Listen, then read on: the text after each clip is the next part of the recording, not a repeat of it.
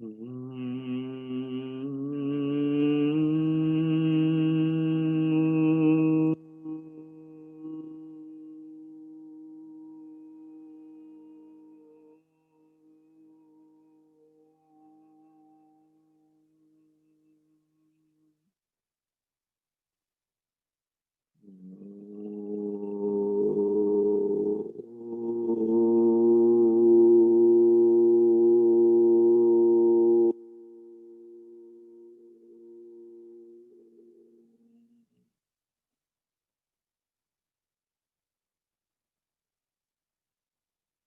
ओ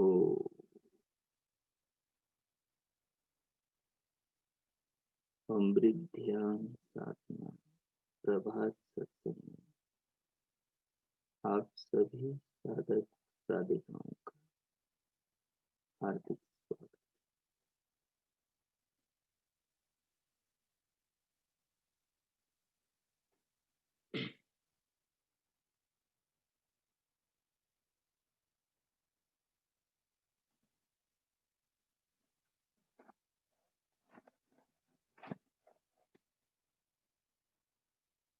आइए जीवन और जगत के सृजनहार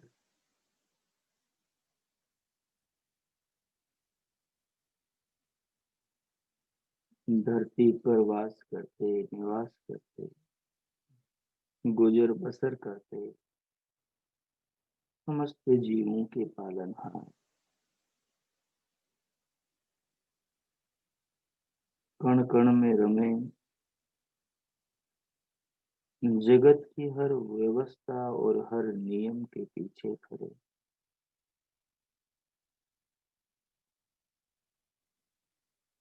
अपनी बनाई सृष्टि में हर वस्तु की ओट में छिपे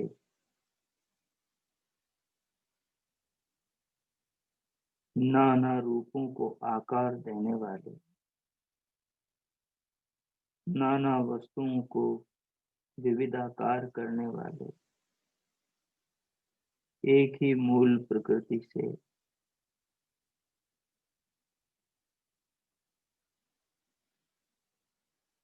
नाना रंग रूप गुण भेद वाले अनेक वस्तुओं का निर्माण करने वाले उस महान प्रभु को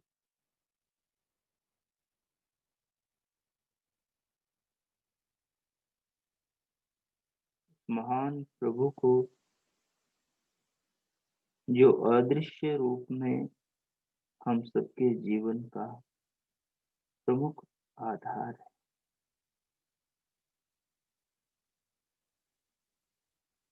जो न दिखता हुआ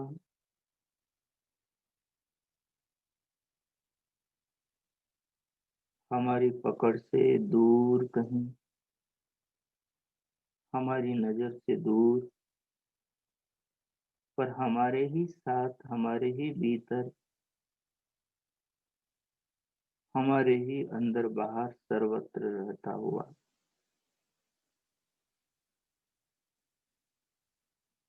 हमारे जीवन को और हमारा जीवन जिन तत्वों पर जिन आधारों पर निर्भर होकर गतिमान गतिशील हैं उन सारे आधारों का आधार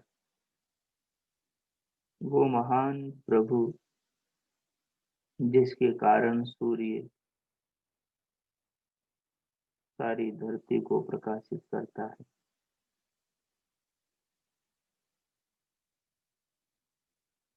चंद्रमा अपनी चांदनी से सारी वनस्पति में जीवन भरता है, जिसकी कृपा और व्यवस्था से सागर का खारा पानी मीठा बनकर आकाश से धरती पर बरसता है। धरती पर बरसा पानी इकट्ठा होकर नदियों के रूप में बहकर सागर की ओर दौड़ने लगता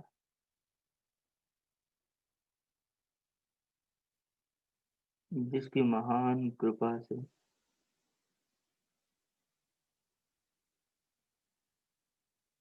पंचभूतों को भोजन बनाकर एक नन्हा सा बीज बड़ा दरखत एक वट वृक्ष बन जाता है।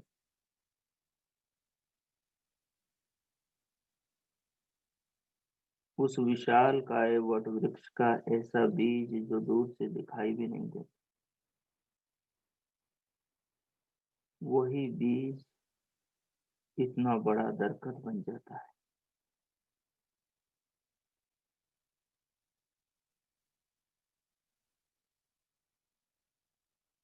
न दिखाई देने वाली आत्मा को जो पकड़ के दिखाई देने वाले शरीर में बिठा देता है।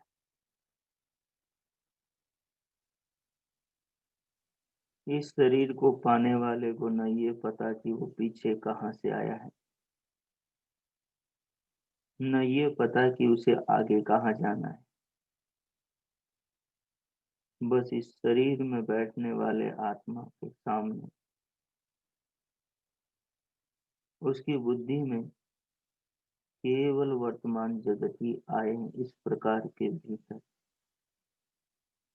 नियम बनाने वाले मनुष्य के शरीर में नाना वस्तुओं का, नाना अंगों का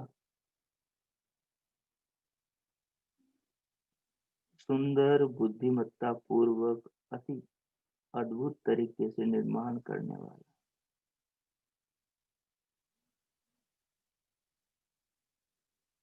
संपूर्ण जगत में विराजमान वो महान प्रभु परमात्मा,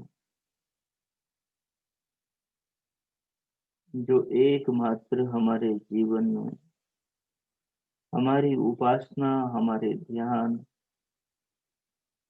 का प्रमुख केंद्र है।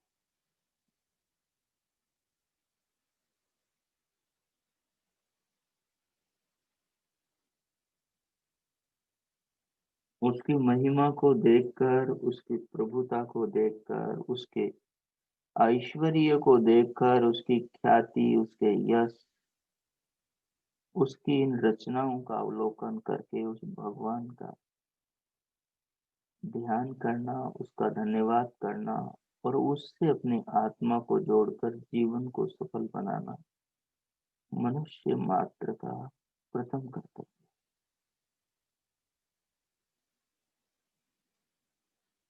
ईशावास्यमिदं सर्वं यत्किंच जगत्यां जगत् तेन त्यक्तेन भुञ्जीथामात्मतः कस्यचित्।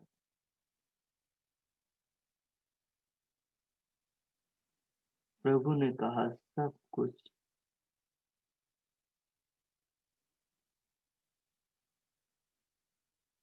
त्याग पूर्वक भोगने योग्य है।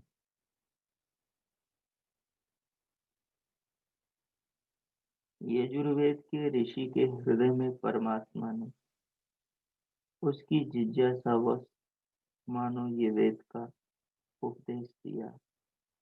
वेद कहते हैं ज्ञान को। वेद धातु का अर्थ है ज्ञान। तो सृष्टि में जो स्थिति है, उस स्थिति का पदार्थों की,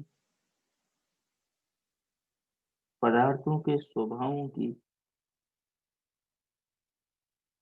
जो स्थिति है, जो पदार्थों की प्रकृति है, उस प्रकृति को भगवान ने, पदार्थों के उस स्वभाव को भगवान ने, पदार्थों में जो नियम काम कर रहे हैं, पदार्थों का जो स्वरूप है, उनके गुण हैं, उनका उपयोग है, उनके लाभ हैं, उन सबको भगवान ने उस ऋषि के हृदय में उपदेश किया। उस ऋषि ने प्रभु से क्या पाया और दुनिया को ये उपदेश दिया कि भगवान ने मेरे हृदय में ये तत्व उपदेश दिया कि ईशावास्यम इदम सर्वम। इदम सर्वम, यह जो तुझे पांचों इंद्रियों से दिखाई दे रहा है,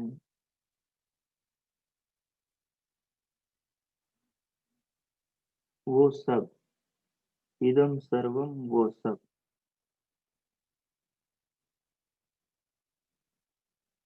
यत् किंच, और जो कुछ भी, जगत्याम जगत, जगती में भी जगत है, जो स्थूल में भी सूक्ष्म है, जो कार्य के पीछे उसका कारण है, वो सब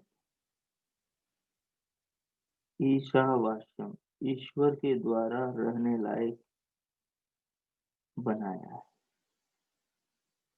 जिसमें आदमी रह सके, जिसके सहारे आदमी जीवन जी सके, जिसके द्वारा आदमी अपने जीवन को सफल बना सके, उन सबको भगवान ने इस ढंग से बनाया है। ईशावास्यम, ईश्वर ने बनाया है। इदम सर्वम, इस सब कुछ को, जगत्याम जगत, जो आंखों से दिखाई दे रहा है, उसके पीछे उसके अंदर जो उसका कारण है, वो घड़ा ही नहीं,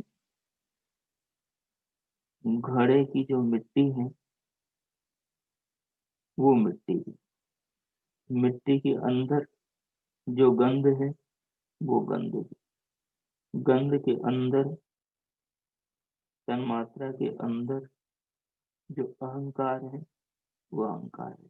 अहंकार के अंदर जो महतत्व है, वो महतत्व। महातत्व के अंदर जो सर्वत्र व्यापक, घड़े में, मिट्टी में, मिट्टी की गंध में, गंध के अहंकार में, और अहंकार के महातत्व, जो सत्व, रज और तप, उनको ये रूप इस प्रकार से भगवान ने व्यवस्थित किया है। किस लिए किया है? इन सबको किस प्रयोजन से बनाया है? इन सब का मनुष्य किस लिए यूज करे? तेन त्यक्तेन भुंजीता, जो भी कुछ दुनिया में बना है, शरीर और शरीर की रक्षा के निमित्त सारी की सारी वस्तुएं, वो सब त्याग पूर्वक भोगने योग्य, आसक्ति पूर्वक नहीं, त्याग पूर्वक। त्याग में सुख होता है, क्योंकि पीछे समझदारी काम कर रही होती। आसक्ति में अज्ञान होता है, मोह होता है,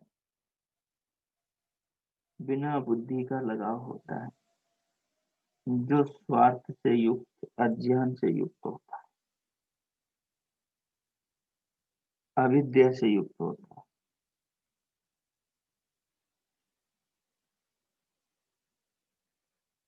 जब ज्ञान से युक्त लगाव हो, तो लगाव के क्षणों में भी प्रसन्नता देता है, क्योंकि उसका उद्देश्य और उसका विज्ञान समझ आता है। पर लगाव में जब अविद्या हो, अज्ञान हो, तो वो लगाव के क्षणों में भी दुख देता है, और जिससे लगाव है उससे जब वो वस्तु, व्यक्ति अलग हो रहा हो, संसार से जा रहा हो, तब भी दुख होता है। जब जिसके ये समझ में आ जाता है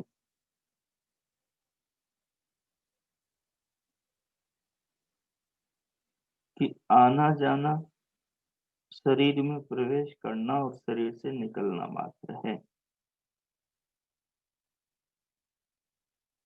बनना और मिटना नहीं है। आत्मा जो तत्व है, वो बनता और बिगड़ता नहीं।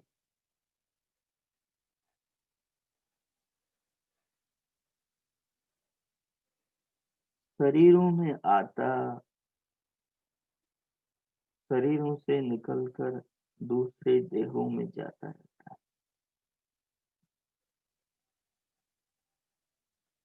जो इस तत्व को समझता है, उसका आना जाना सार्थक हो जाता है। उसको जाने में कोई दिक्कत नहीं होती,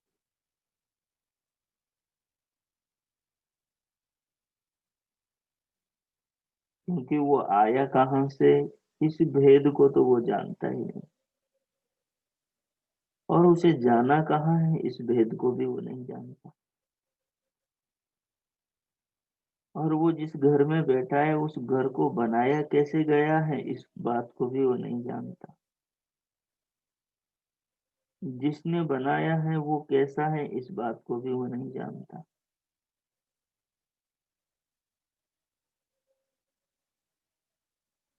जो शरीर रूपी वृक्ष को जो खाद पानी देता है और उस खाद पानी को बनाता है,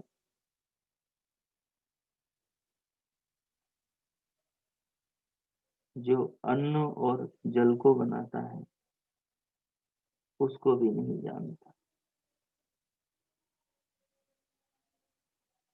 अन्न जल के भी बनने के जो सूक्ष्म रहस्य है, उनसे भी अनभिज्ञ है। फिर चिंता किस बात की, जब अपने हाथ में कोई डोर है ही नहीं, सारी डोरें किसी और के हाथ में है, तो अपने हाथ में कुछ नहीं, तो चिंता किस बात। और किसी से लगाव क्यों, जब यहाँ रहना ही नहीं, किसी के साथ में संबंध अमर है ही नहीं, तो फिर लगाव कैसा।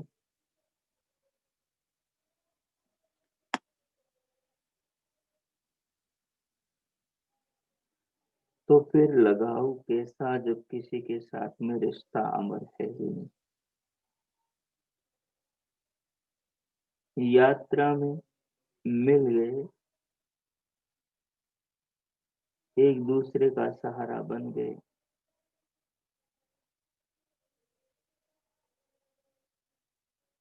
इसने बनाया, इसने उगाया, उसने पकाया, और मिल बैठ दोनों ने खाया, और अपना जीवन पूरा किया। इसमें लगाओ कैसा। सब सबसे अनजान है, अनभिज्ञ है, अपरिचित है, न देह से परिचित, बचपन से परिचित है। जब तक शरीर है तब तक परिचित है, लेकिन ये परिचय सारा का सारा कृत्रिम है। नाम रखा गया है, आकृति जन्म के बाद सामने आई है, और वो भी जन्म से लेकर मौत तक रात दिन बदलती रहती है। बचपन वाला जवानी में नहीं है, जवानी वाला बुढ़ापे में नहीं रहता। ये वही है, देह की एक एक कोशिका बदलती रहती है। तो उस जीवन से मोह कैसा, जिस जीवन का हर पल परिवर्तनशील है। उस देह में मोह कैसा, जिस देह का हर अंग बदल रहा है रात दिन। उस जगत में मोह कैसा, जो जगत मिला और छूटना इसका तय है।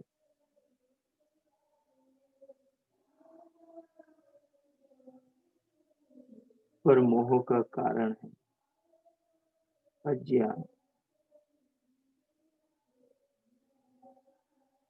अविद्या।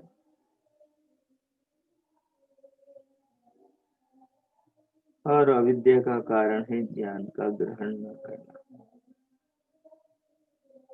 ज्ञान के वस्तुओं के स्वरूप को न जानने के बड़े दुखद परिणाम है। जो मनुष्य भोग रहा है।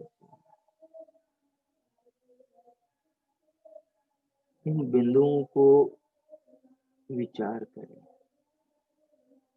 भगवान ने जीवन दिया है, इस भाव पर विचार करें। जरा इन बिंदुओं पर ठहर कर विचार करें कि आखिर जीवन क्या है। कुछ लाए नहीं, कुछ ले जा नहीं सकते।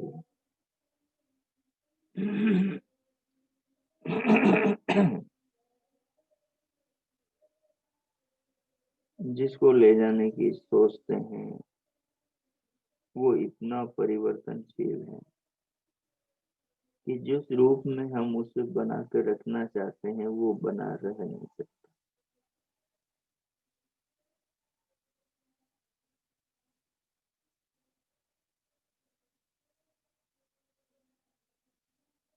सब बदल रहे हैं या आदमी बदल रहे हैं। पुरुष बदल रहा है, स्त्री बदल रही है, बच्चा बदल रहा, जवान बूढ़ा बदल रहा है।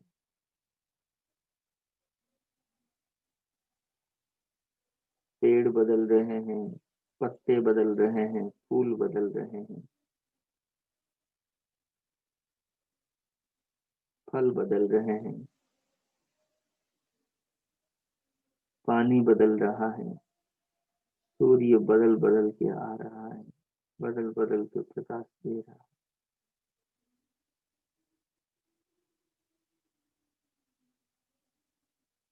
एक दिन उगता है,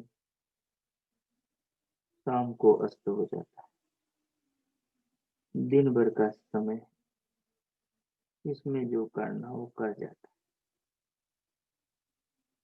सबके दुख हर जाता है, सबको प्रकाश दे जाता है। चंद्रमा आता है, सांझ से सवेरे के बीच तक रहता है। सारी औषधियों में रस भर जाता है। सबको गहरी नींद में अपनी देह से दूर कहीं आनंद की छांव में सुला देता है। और सुबह सूर्य आता है और सोए हुए को सबको उठा देता है और अपने साथ दिन भर चलने के लिए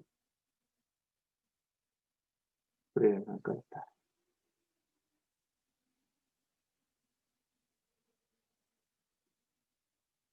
सुबह वाला सूर्य अब सांझ को जा रहा है। अब ये तो लौट कर कभी नहीं आएगा। आएगा सूर्य दूसरे रूप, दूसरे दिन आएगा।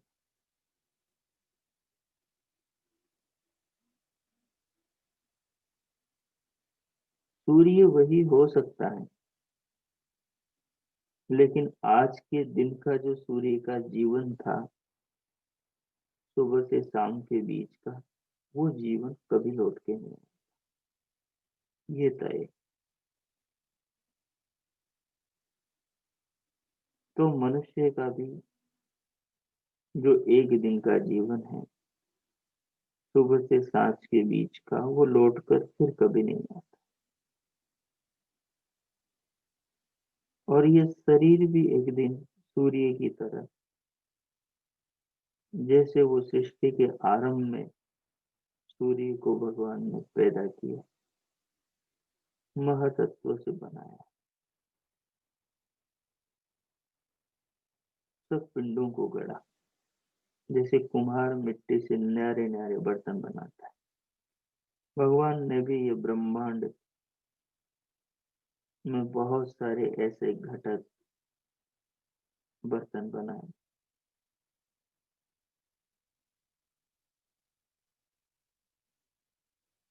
तो आरंभ किया तो एक दिन प्रलय में सबका अंत हो गया। उसके बीच में बहुत सारे छोटे छोटे दिन। तो वैसे ही भगवान ने मनुष्य के शरीर का आरंभ किया, तो शरीर का जो प्रलय अंतिम दिन है, तभी शरीर का भी स्वाहा हो गया, अस्त हो गया। उसके बीच के जो दिन थे छोटे छोटे,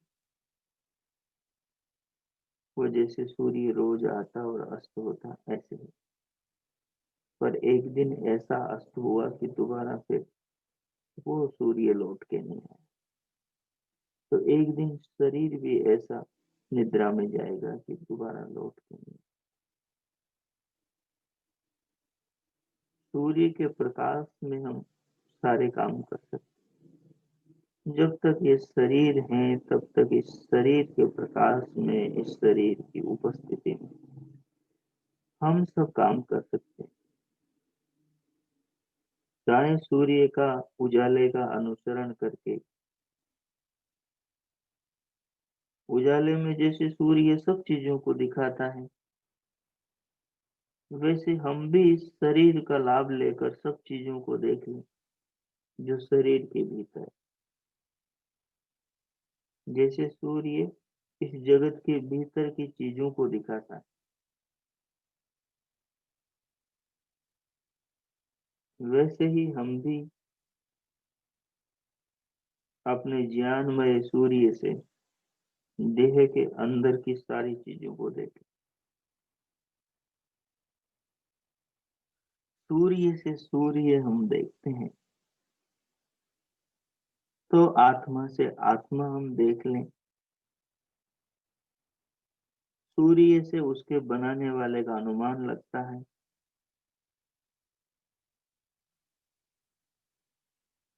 तो देह को बनाने वाले का हम अनुमान कर लें।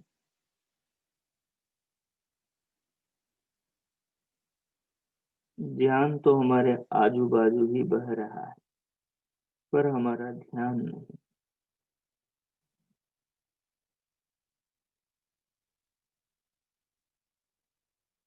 तो जहां हमारा कोई निश्चित ठिकाना नहीं है, उन वस्तुओं में राग कैसा, उन्हें भोगना तो है, क्योंकि भोग ही शक्ति का आधार है। बिना भोग के शक्ति आएगी कहाँ। पर उसमें अनासक्ति रखते हुए भी भोग से शक्ति पाई जा सकती है, और उसमें आसक्ति रखकर भी भोग से शक्ति पाई जा सकती है। आसक्ति भोग से जो शक्ति मिलती है, वो शक्ति हमें कमजोर बनाती है और हमें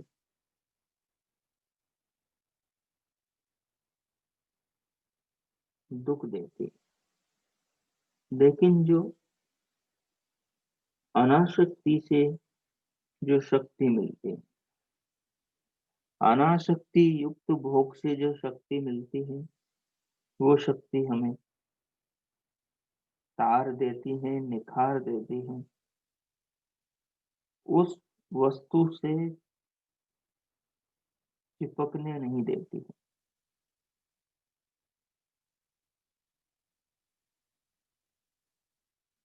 तो शक्ति तो आसक्ति में भी मिलेगी और शक्ति अनासक्ति में भी मिलेगी। आसक्ति में भी शक्ति है और अनासक्ति में भी शक्ति है, पर अनासक्ति की जो शक्ति है वो तारती है, और आसक्ति की जो शक्ति है वो आदमी को डुबोती है, बांधती है, रुलाती है, अलग अलग बंधनों में डालती है, नाना शरीरों में जन्म दिलाती है। और जो अनासक्ति की शक्ति है, वो इसी जीवन में आत्मा को पार लगाती है या दूसरे जीवन में मंजिल तक पहुंचा देती है। वो दुर्गति होने नहीं देती जो अनासक्ति की शक्ति।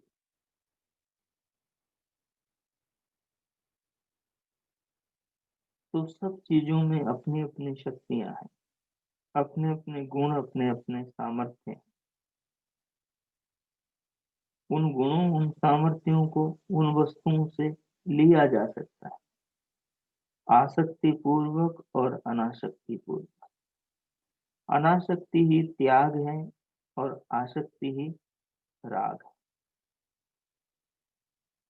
आसक्ति का जो भोग है वो बंधन का हेतु है, बंधन का कारण है, वो लगाव का कारण है। और जो अनासक्ति का भोग है, जो विरक्ति का भोग है, वो बंधन का विच्छेदक है, बंधन का नाशक है, बंधन को अलग करने वाला है।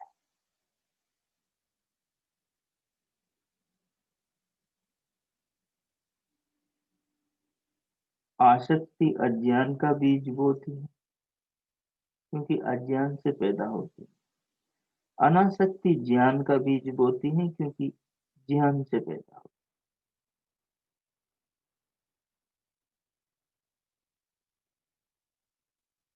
तो जीवन बहुत गहरा है और बहुत साफ सुथरा सबको ऊपर दिखता है,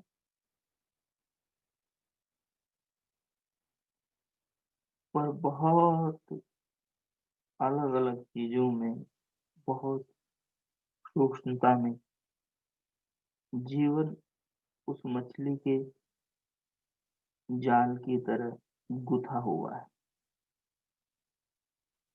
वस्त्र के ताने बाने की तरह।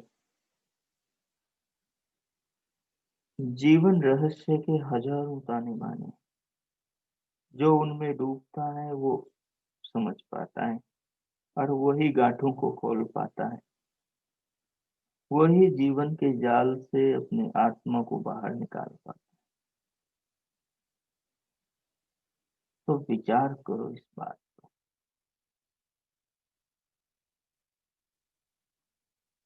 भोग तो भोगना है, क्योंकि भोग के बिना शक्ति नहीं मिलेगी, और बिना शक्ति के जीवन को गति नहीं मिलेगी, और बिना गति के मंजिल के करीब नहीं पहुंचे,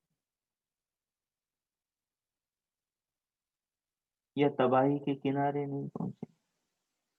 तो पहुंचना है या तो बर्बादी के किनारे, या आबादी के, या तो सफलता के शिखर पर, या पतन की कगार पर। पहुंचना तो है आदमी को कहीं ना कहीं। हम ही तय करेंगे कि हमें कहाँ पहुंचना है।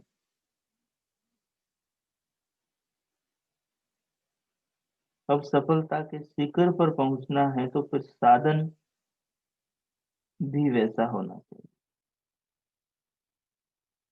और साधन का प्रयोग भी उसी रीति से होना चाहिए जिस रीति से प्रयोग करके सफलता तक पहुंचा जाता है।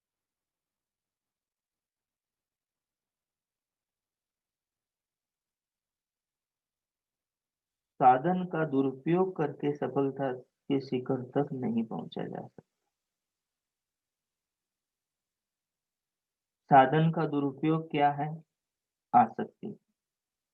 इसलिए भगवान ने उस ऋषि के हृदय में इस तत्व का उपदेश किया कि पूरी दुनिया को बता देना, तुम पूरी दुनिया से कह देना, माँ गृदह कस्य शुद्ध। किसी के परिश्रम पर गिद्ध की दृष्टि मत बनाना, लालच की आंख मत लगाना। परिश्रम जिसका है उसी का हक है, उसके हक को मत मारना, क्योंकि ईमानदार और बेईमान यहाँ से कुछ नहीं ले जा पाते। हाँ, ले जा पाते हैं। बेईमान बेईमानी को ले जाता है, वो चिपक जाती है उसके अंतकरण। ईमानदार ईमानदारी को ले जाता है, वो उसके दिमाग में चिपक जाती है, उसके संस्कार। बेईमान की बेईमानी पाप रूप होती है, क्योंकि बेईमानी एक अपराध है, और अपराध अपराधी को दंड का दुख देता है, दंड का भागी बनाता है।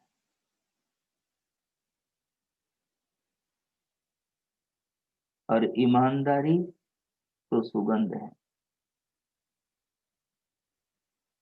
ईमानदारी तो धर्म है,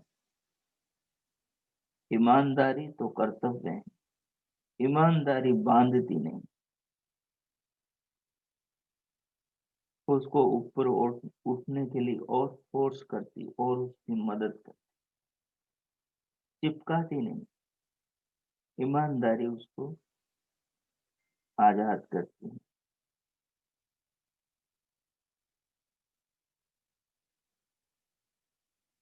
इसलिए भगवान ने कहा जीवन को जीना है ईमानदारी। जब कहा गया है कि तुम्हारा संसार में कुछ नहीं है, कहीं पर गिद्ध दृष्टि मत जमाओ, तुम लेकर कुछ आए नहीं थे तो ले जा कुछ सकते नहीं। माता के गर्भ से तो चमड़े के शरीर के साथ निकले थे, लेकिन देखो दुनिया में कोई चमड़े के शरीर के साथ भी नहीं जाता। ये उदाहरण है। अग्नि में धू धू करता जलता शरीर इस बात का उदाहरण है कि साथ में उसके कुछ नहीं गया। इस धरती से जो खा पी कर उसने मोटा ताजा शरीर बनाया, वो शरीर भी यहाँ पर राख, मिट्टी और हड्डियों के रूप में आग के ठंडा होने पर वहीं पड़ा रहा। देखो मुट्ठी भर राख में सिमट गया, मुट्ठी भर हड्डियों में सिमट गया। बताओ क्या उसके साथ गया? हाँ, पर बेईमानी और ईमानदारी उसके साथ चली गई। वो दिखी नहीं किसी को, पर उसके साथ चली। वही उसकी सुगंध और वही उसकी दुर्गंध है। दुर्गंध कहाँ से उठती है? जहाँ सड़ान हो, जहाँ विकृति हो, वहीं से दुर्गंध आती।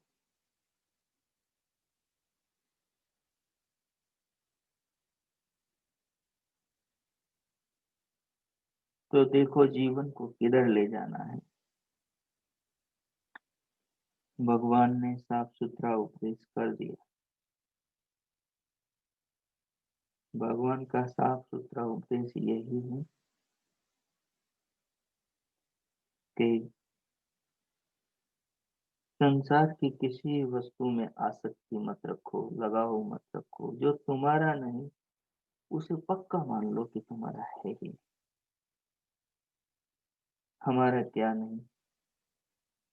जब हमारा शरीर ही नहीं है, ये संसार की कोई वस्तु कोई चीज ही नहीं है, तो फिर हमारा मकान, जमीन, बच्चे, माँ बाप, पति पत्नी, ये सब कैसे?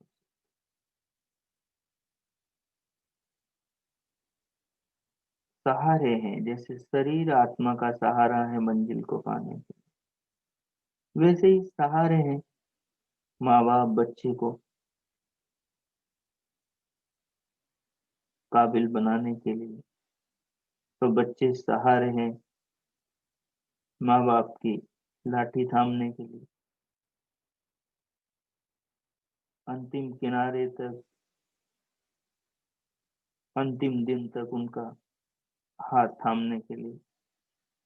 वैसे ही पति पत्नी भी सहारे हैं एक दूसरे की मंजिल तक एक दूसरे को पहुंचाने के।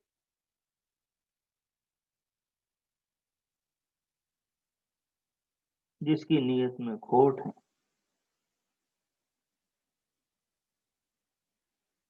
वो बाधक है।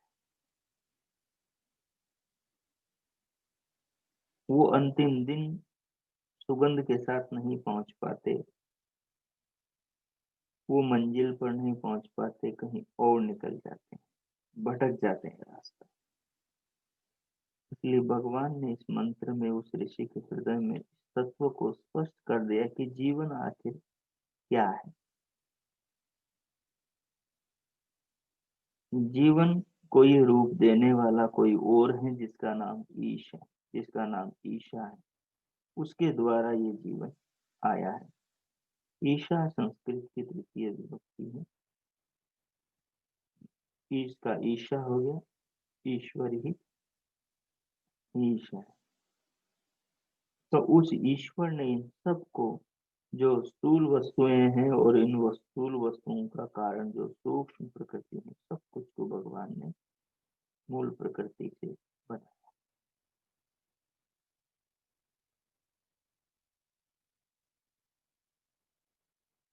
तो सीधा सीधा स्पष्ट है जीवन का रहस्य कि सब कुछ धरती पर जो भी दृष्टिगोचर हैं, जो भी मन से समझ में आता है, वो धरती की हर वस्तु भगवान ने बनाई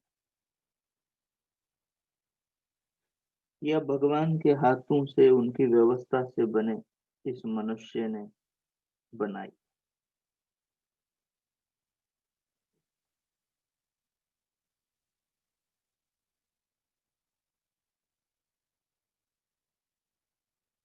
तो इसका मतलब ये हुआ कि यहाँ हमारा अपना कुछ,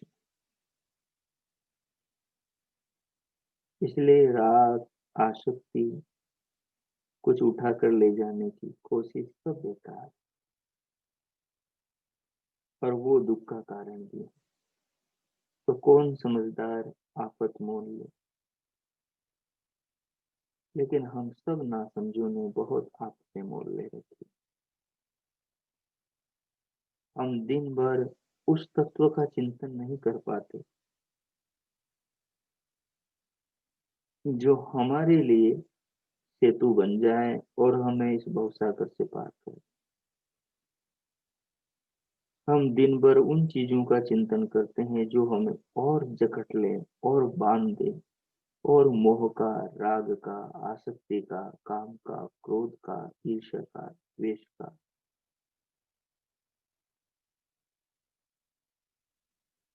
नए नए संस्कार बना दे, नए नए भाव गढ़ दे, नए नए बंधनों से कस के हमें जकड़।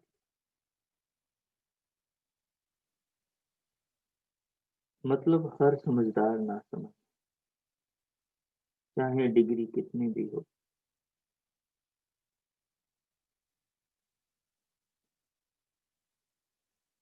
ज्ञान जीवन को समझने का जरूरी। पेट तो सब भरते हैं, ज्ञानी मूर्ख सबका पेट भरता है। कुत्ता, भेड़, बकरी, गधा, सबके पेट भरते हैं। आदमी से ज्यादा अच्छा वो पक्षी अपना घोंसला बना लेते।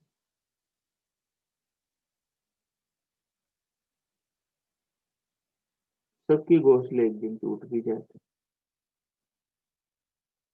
तो दिमाग को खोल कर इस जीवन को समझने की जरूरत है। उस अंतिम दिन को हर दिन अपने दिमाग में रखने की जरूरत है।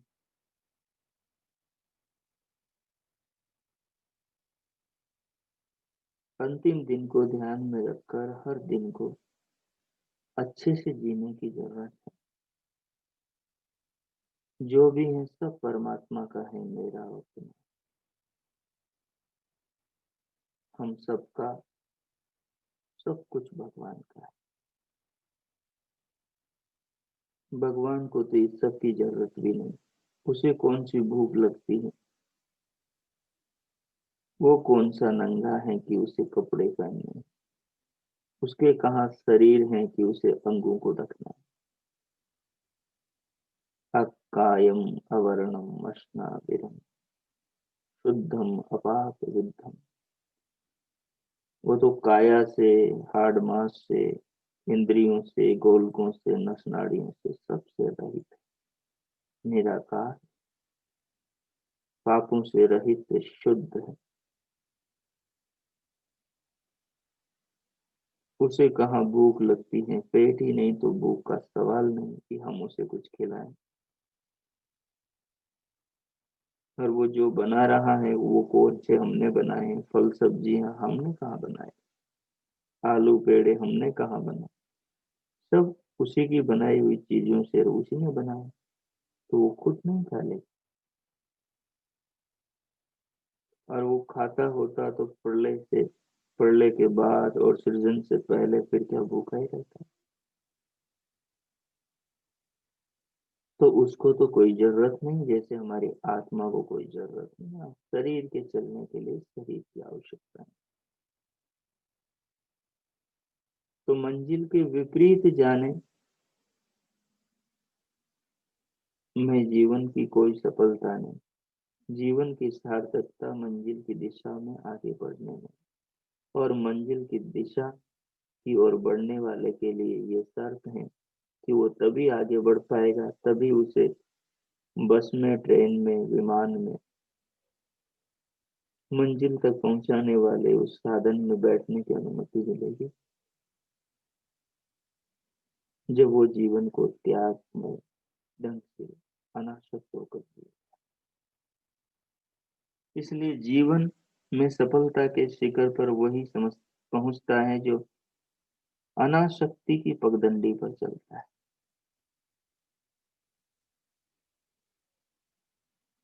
तो सबका जीवन हमारा अलग अलग है।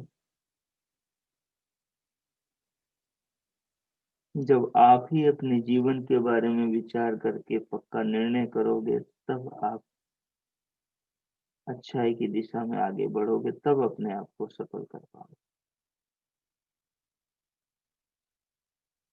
मेरे बोलने की सार्थकता और आपके सुनने की सार्थकता तब है कि हम उस राह पर चल।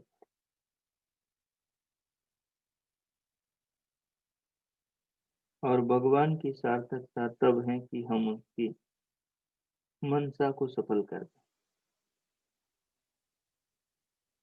नहीं तो भगवान का प्रयत्न व्यर्थ गया। जिस आदमी के पुरुषार्थ पर हम पानी फेर दें, वो तो नाराज होगा ही सही।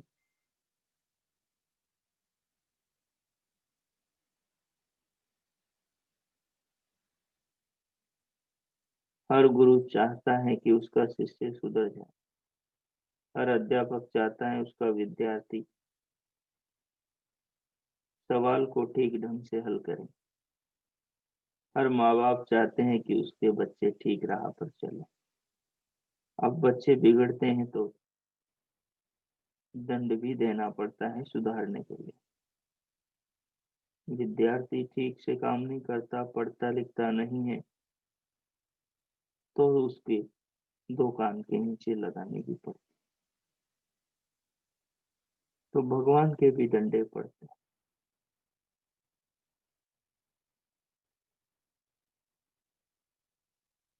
मार के संस्कार जब आदमी के चित्त में बैठते हैं तो फिर वो मार से डरता है। जब तक बच्चा पैदा होने के बाद में एक बार भी अग्नि की आंच से उसकी चमड़ी नहीं जली, तब तक वो डरता नहीं अग्नि से।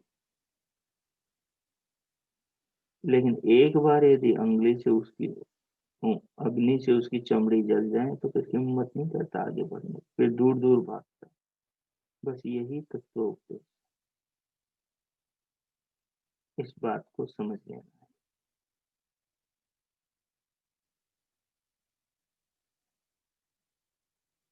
देख लिया संसार में, सब वस्तुओं का स्वरूप समझ में आ गया।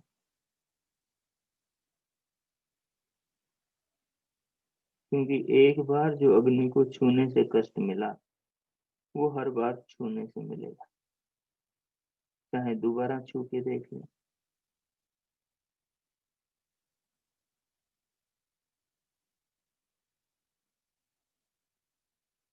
जो उस बच्चे के साथ में हुआ वही हमारे साथ में होगा, यदि हम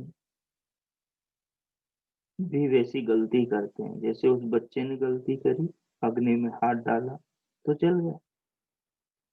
अब हम इससे सबक नहीं लें और हम भी उस बच्चे की तरह अग्नि में हाथ डालें, तो हमें भी वही भोगना पड़ेगा जो उसने भोगा।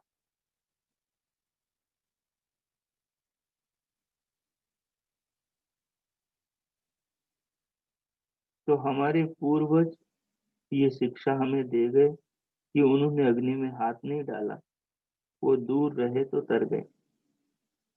यदि हम भी उनका अनुसरण करते हैं तो हम भी तर जाएंगे, और हम भी अग्नि में हाथ डालेंगे। एक बार के कष्ट से नहीं संभलेंगे, नहीं सीखेंगे, तो फिर कितनी ही बार अग्नि में हाथ डालें, हर बार चलेगा। ये जलना ही दंड है, इस बात का सबूत है कि इधर मत आओ तुम। इधर कोई सफलता कोई सुख नहीं सिवाय दुख के।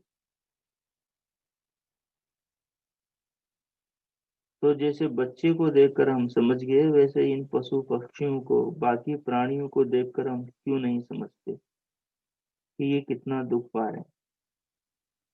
रात भर ठंड में ठिठुरता वो पशु, खुले में वो पक्षी, वृक्षों के कोखरों में कितने तड़पते हैं, कितनी ठंड झेलते हैं। एक रात हम भी घर के बाहर बैठ जाएं तो पता लग जाए कि क्या बात है।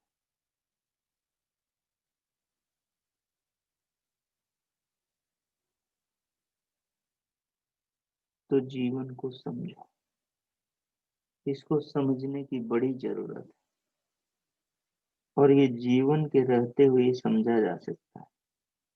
इसलिए भगवान ने कहा, तेन त्यक्तेन भुंजीथा माँ हृदय कस्य स्मृतन। बोले मेरे बच्चों, इस संसार को त्याग पूर्वक भोगो। आसक्ति मत रखो, तुम्हें एक दिन छोड़ना ही पड़ेगा। तो छोड़ते समय दिक्कत नहीं होगी, अभी से ही अनासक्ति की समझ अपने अंदर विकसित कर लोगे तो, अभी से ये स्वभाव बना लोगे तो कल दिक्कत नहीं आएगी।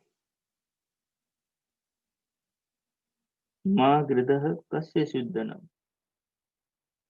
ये पक्का समझ लो कि इस धरती की एक कील भी किसी के वश की नहीं कि वो साथ में ले जा सके।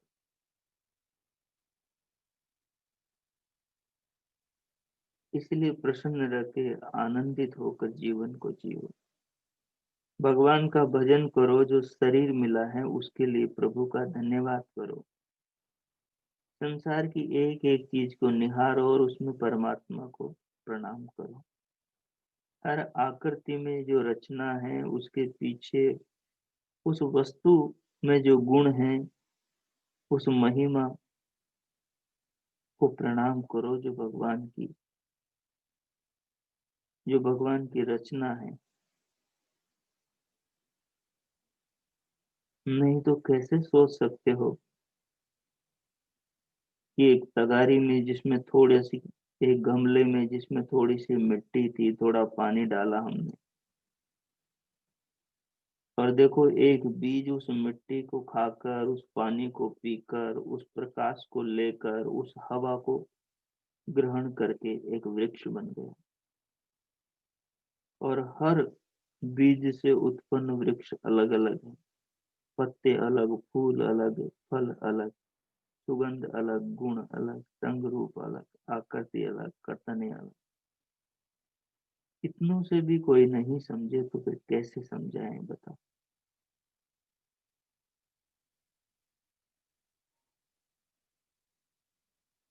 हजारों उदाहरण धरती पर हैं, एक चीज को समझने के लिए हजारों उदाहरण।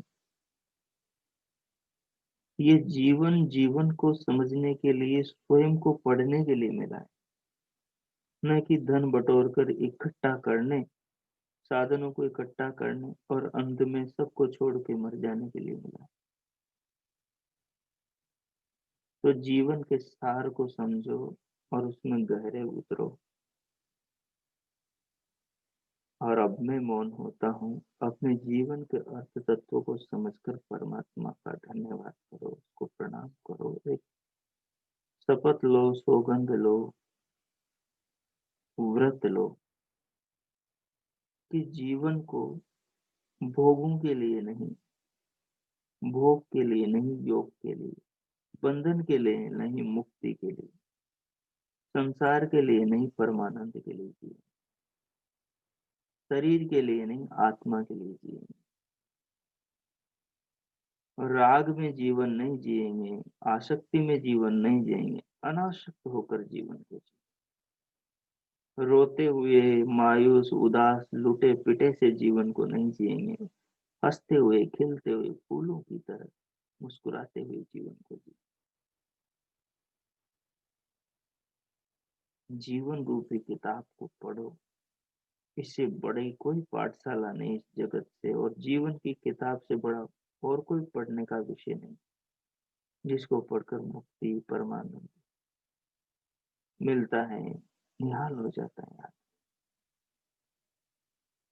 कागजों में, अक्षरों में मत डूबो, अब तो जीवन में डूबो, जीवन को ही पढ़ो।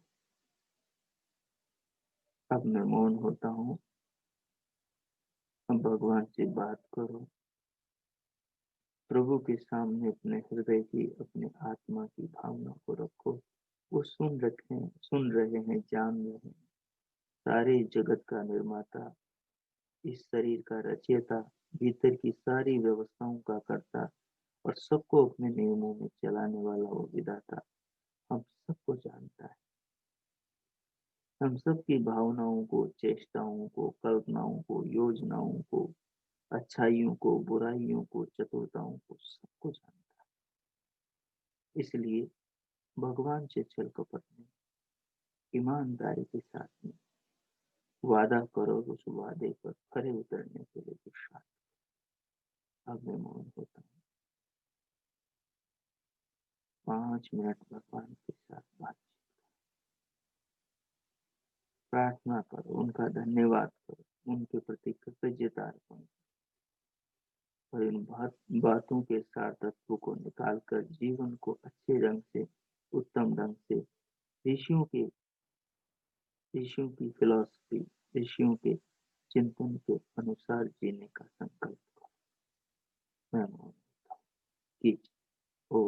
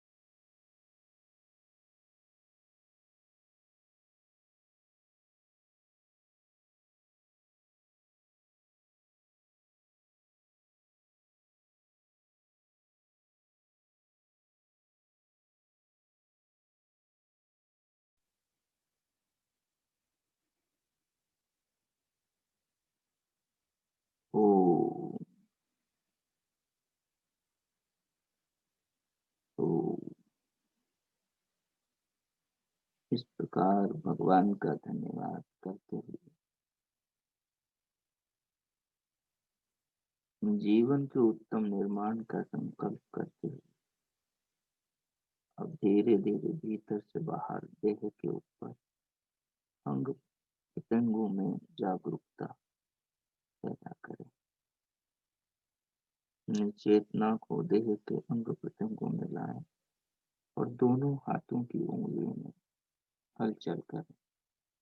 फिर हथेलियों को उठाकर परस्पर घर्षण करते हुए उष्ण हथेलियों से पूरे मुखमंडल का स्पर्श करें।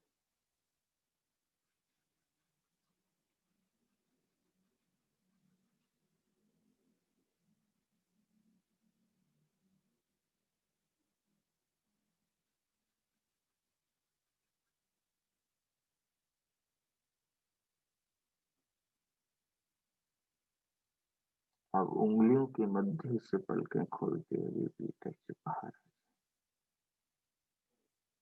शांति पाठ करें। ओम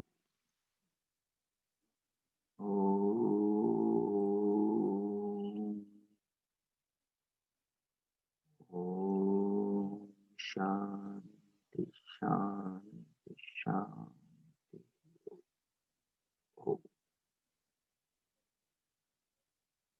आज का आप सबका दिन शुभ हो, मंगलमय हो। प्रभु सबका मंगल करें।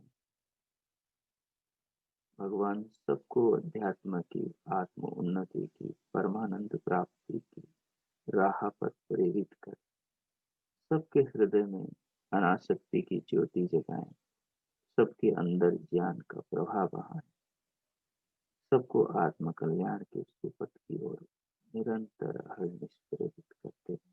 सबके लिए भगवान से बहुत बहुत इति ओम।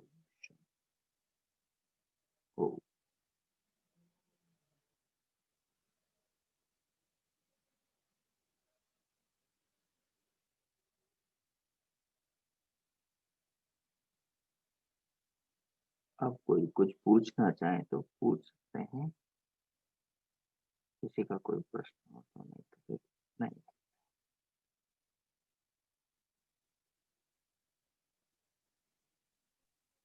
नमस्ते आचार्य जी।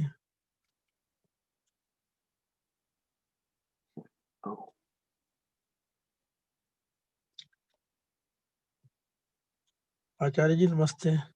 ओम बोलिए। आनंद स्वरूप जी आचार्य कुछ बोलना चाहते हैं। आज तो बस आनंद आ गया जी आचार्य जी। ये मंत्र तो कई बार पढ़ा है, लेकिन जिस तरीके से आपने समझाया है बहुत सारे बिंदु इसमें आ जाते हैं। बहुत ही सुंदर आपने ये जो आनंदित किया है, बहुत अच्छे तरीके से एक एक चीज को गहराई तक आपने समझाया है। बहुत बहुत धन्यवाद आपका।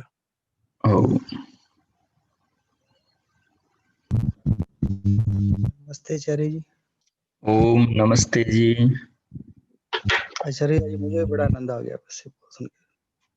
अच्छा, ईश्वर की हमारे ऊपर कृपा हो जाए, ये अनासक्ति के भाव हमारे ऊपर भी जाग जाए।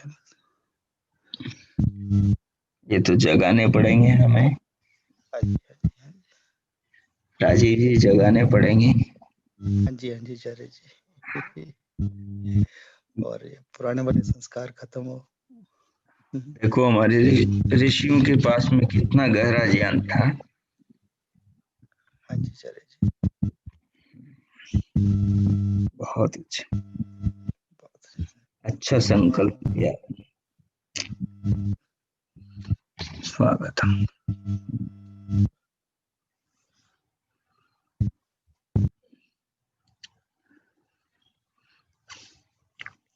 आशा माता जी, कैसा आपका निर्णय, कुछ हुआ आगे का?